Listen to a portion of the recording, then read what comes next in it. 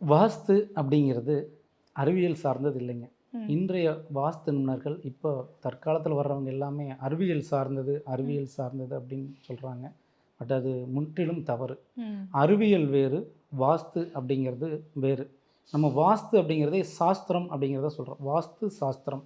இந்த சாஸ்திரங்கள் அப்படின்னாலே நம்மளுடைய முன்னோர்கள் எப்படி நமக்கு வழிகாட்டுனாங்களோ அந்த வழியாக பயணிக்கிறதா இந்த வாஸ்து சாஸ்திரத்திற்கான முழுமையான ஒரு கருத்தாக நம்ம எடுத்துக்கலாம். ம். அப்போது இப்போ இவங்களுக்கு எப்படி நம்ம புரிய வைக்கணும் அப்படின்னு பார்த்தீங்கன்னா, அறிவியல் அப்படின்னா ஒரு ஒரு வண்டி வாகனங்களுக்கு ஒரு இன்ஜின் தயாரிக்கிறீங்க அல்லது ஒரு டயர் தயாரிக்கிறீங்கன்னா, அந்த இன்ஜின் வந்து எத்தனை கிலோமீட்டர் ஸ்பீடு வரைக்கும் ரன் ஆகும், ம்.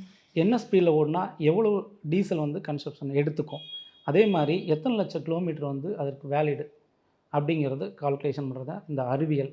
அதே போல் எவ்வளவு நீங்கள் உந்து சக்தி அப்படிங்கிறது நம்ம குதிரை திறன்னு சொல்கிறோம். அப்போ 1 ஹார்ஸ் பவர் 2 ஹார்ஸ் பவர்னு சொல்லி அதை வந்து நிர்ணயிக்கிறோம். இது அறிவியல். ம். வாஸ்துல அப்படி கிடையாது. இப்போ ஒரு எல்இடி பல்ப் எரியுது அப்படின்னா இதனோட லூமினன்ஸ் அளவு என்ன, இது எத்தனை லட்சம் டைம் நேரம் இது எரியும் அப்படிங்கிறத தீர்மானித்து அதுக்கப்புறம் தான் ப்ரொடக்ஷன் பண்ணுறாங்க. ஆனால் வாஸ்துல அப்படி கிடையாது. இன்றைக்கு வரைக்குமே எந்த ஒரு வாஸ்து நிபுணருமே 1ஆம் தேதி நான் வாஸ்துப்படி மாற்றி அமைச்சா 30ஆம் தேதி இது மாற்றம் கிடைக்கும், இல்லை 15ஆம் தேதி மாற்றம் கிடைக்கும்னு தீர்மானமாக ஜோதிடரோ வாஸ்து நிபுணரோ கூற முடியாது.